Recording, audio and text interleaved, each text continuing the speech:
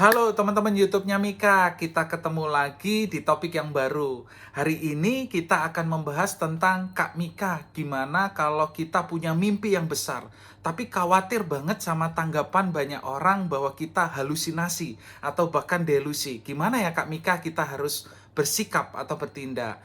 Yuk teman-teman yang mengalami ini, teman-teman saksikan videonya dan kita bertumbuh belajar bareng-bareng.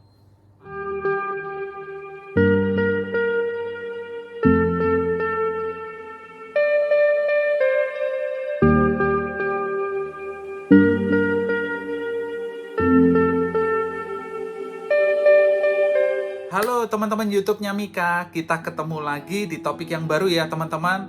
Semoga teman-teman tetap sehat dimanapun berada di tengah pandemi yang begitu luar biasa ini ya teman-teman.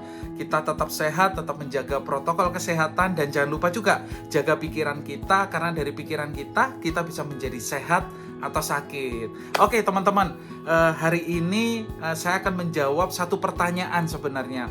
Waktu saya mengikuti seminar atau mengisi seminar di beberapa hari yang lalu, ada satu pertanyaan yang cukup menarik dan saya angkat di YouTube ini.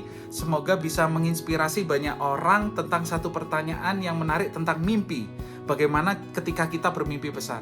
Jadi topik kita hari ini kita akan membahas tentang gimana. Saya coba baca ya teman-teman ya. Ini pertanyaan dari seorang sista ya. Nanti saya tampilkan di video ini. Kak Mika, kadang kalau kita mimpi kita besar, kita dibilang halusinasi atau delusi. Bagaimana kita menanggapi hal tersebut ya Kak Mika? Saya baca ulang teman-teman. Kak Mika, kadang kalau kita bermimpi besar, kita dibilang halusinasi atau delusi. Bagaimana kita menanggapi hal tersebut ya Kak Mika? Nah yuk sama-sama teman-teman kita bahas. Gak jarang ketika kita bermimpi besar, ketika kita menentukan tujuan hidup kita, ketika kita punya mimpi yang besar, oh aku pengen ini, aku pengen itu, aku ingin mencapai ini, aku ingin mencapai itu. Lalu ketika kita menceritakannya ke beberapa orang, lalu kamu halusinasi, kamu delusi, jangan-jangan kamu ilusi, atau hal-hal yang terkait dengan halusinasi, delusi, dan ilusi tadi. Nah apakah benar teman-teman, dan bagaimana tanggapan kita ketika ada beberapa orang atau beberapa kawan-kawan kita memberikan pendapat seperti itu. Nah, teman-teman ikuti video ini karena video ini akan banyak menginspirasi teman-teman untuk tidak takut bermimpi. Tapi supaya tidak masuk dalam konsepsi itu, apa yang harus kita lakukan? Sebelumnya, izinkan saya mengawali dulu teman-teman. Saya tidak akan membahas tentang halusinasinya, tentang delusinya, tentang ilusinya. Karena teman-teman bisa browsing banyak banget informasi tentang halusinasi, delusi, dan ilusi. Tapi saya ingin menekankan pada ada kesamaan dari ketiga hal tersebut teman-teman. Halusinasi, delusi, dan ilusi itu adalah sama-sama tidak terjadi atau tidak nyata terjadi, namun bagi seseorang tersebut dia meyakini hal itu terjadi nyata. Jadi kata kuncinya adalah halusinasi, delusi, dan ilusi tidak nyata terjadi, tapi seseorang tersebut meyakini di dalam dirinya saat itu terjadi nyata. Nah sekarang kita masuk ke dalam pertanyaannya, dan saya akan izinkan saya membaca ya teman-teman, karena saya membuat catatan yang sangat penting dan semoga ini bisa menginspirasi teman-teman. Maka pertanyaannya adalah, gimana supaya mimpi kita yang besar tidak dibilang ketiga hal tersebut di atas, yaitu halusinasi, delusi, dan ilusi. Teman-teman boleh catat nomor satu. Supaya mimpi besar kita tidak dianggap halusinasi, delusi, dan ilusi, nomor satu adalah ketika sudah bermimpi besar, jangan berhenti hanya di angan-angan teman-teman, tapi langsung turunkan ke goal setting dan action plan. Tadi kalau kita ngobrol ya teman-teman ya, halusinasi, delusi, ataupun ilusi itu adalah sesuatu yang tidak nyata yang terjadi, tidak nyata, namun seseorang tersebut meyakini bahwa saat itu hal itu terjadi nyata. Nah, bagaimana supaya itu bisa terjadi nyata? Maka teman-teman ketika sudah bermimpi besar, mimpinya gede banget, teman-teman menginginkan banyak hal, ingin mencapai tujuan hidup, mungkin yang dimana tujuan hidup itu sangat tinggi, sangat sesuatu yang teman-teman rindukan dan inginkan. Jangan berhenti hanya sampai di angan-angan. Tapi apa yang dilakukan Kak Mika? Yang dilakukan langsung masukkan goal setting supaya yang tidak nyata itu menjadi nyata. supaya yang angan-angan itu menjadi kenyataan. Ingat teman-teman, mimpi hanyalah sebuah mimpi ketika tidak pernah diturunkan menjadi strategi. Nah, strateginya itu apa Kak Mika? Goal setting yang akhirnya diturunkan menjadi action plan. Itu nomor 1 ya. Jadi supaya itu menjadi kenyataan, tidak halusinasi, tidak delusi, tidak ilusi, maka langkah pertama adalah langsung jangan berhenti di angan-angan, turunkan ke goal setting dan action plan. Nomor 2 teman-teman. Nomor 2 adalah setiap penilaian di luar itu sifatnya bebas aktif. Jangan fokus dengan itu, namun berfokuslah dengan apa langkah positif dan produktif yang kita lakukan hari ini terkait dengan mimpi kita yang besar itu. Jadi saya ulangi teman-teman, setiap penilaian di luar sifatnya adalah bebas aktif teman-teman.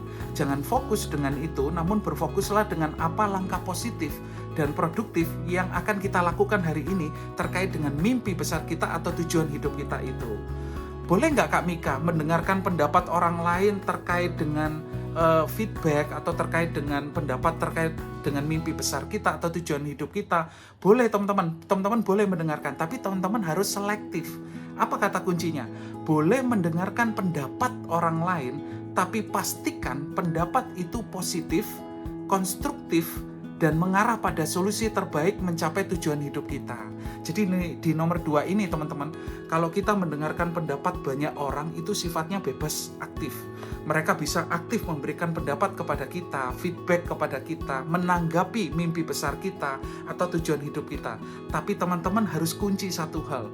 Segala informasi yang ada di luar kepala kita itu begitu banyak, begitu ragam. Dan mereka masuk ke dalam sistem kepala kita yang disebut dengan sistem kognitif kita.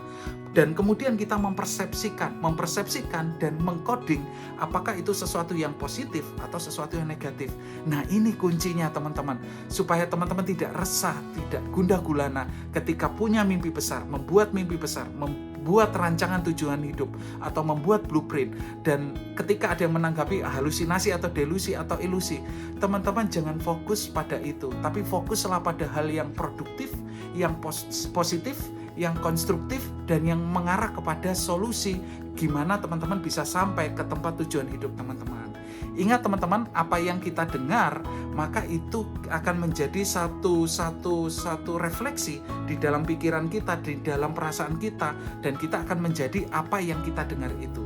Semakin banyak kita mendengar negatif, kita menjadi negatif. Semakin banyak kita mendengar positif, kita menjadi positif. Jadi pastikan apa yang kita dengar, yang masuk dalam telinga kita adalah sesuatu yang positif, produktif, konstruktif, dan mengarah kepada hal-hal yang sifatnya solusi untuk membuat mimpi kita sampai lebih cepat. Itu ya teman-teman ya, nomor 2. Nomor 3 teman-teman. Nomor 3 ini nomor terakhir. Bagaimana supaya mimpi kita yang besar tidak dibilang ketiga hal di atas. Nomor 3 adalah, ini kata kuncinya teman-teman ya, mencari lingkungan yang tepat, komunitas yang tepat, orang yang tepat ketika kita berbagi mimpi besar atau tujuan hidup kita. Dan jauh lebih efektif ketika kita berbagi mimpi besar kita tersebut kepada subject matter expert yang ahli dan sudah terbukti berhasil di subjek apa yang kita impikan. Nah ini yang di nomor 3 teman-teman.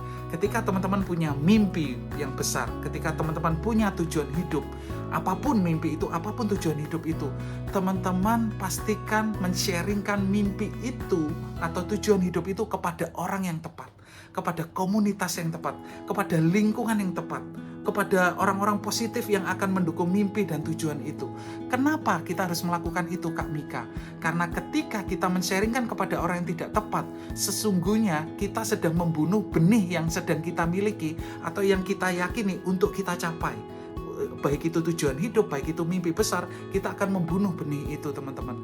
Jadi jangan ya teman-teman, mimpi teman-teman berharga, tujuan hidup teman-teman berharga, maka pastikan tujuan hidup itu bisa direncanakan dengan baik dan sampai, yaitu dengan cara men-sharingkan kepada orang-orang yang tepat, komunitas yang tepat, bahkan subject matter expert, orang yang ahli di bidang itu, orang yang sudah pernah berhasil menjalankan apa yang kita jadikan mimpi besar itu, orang-orang yang punya cerita kesuksesan yang apa yang kita inginkan terkait dengan mimpi itu. Nah itu teman-teman 3 cara supaya gimana ketika kita bermimpi besar, kita punya tujuan hidup, kita nggak khawatir dengan apa pendapat orang atau apa yang ditanggapi selama teman-teman benar-benar yakin pada mimpi besar dan tujuan hidup itu. Jadi teman-teman punya mimpi besar boleh nggak? Punya tujuan yang besar boleh nggak?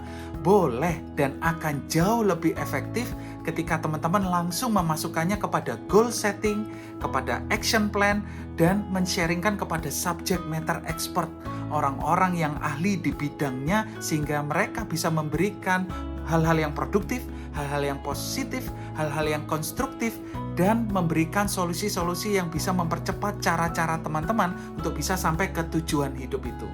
Oke, itu aja teman-teman. Jadi selamat bermimpi, selamat mendesain mimpi teman-teman, selamat mendesain blueprint teman-teman dan tujuan hidup teman-teman yang ingin dicapai. Selalu mengingatkan, karena ini masih pandemi, jangan lupa gunakan masker, jaga jarak, mencuci tangan, dan juga jangan lupa menjaga pikiran kita. Karena dari pikiran kita bisa menjadi sehat atau sakit. Itu aja teman-teman, sampai ketemu di topik berikutnya. See you guys!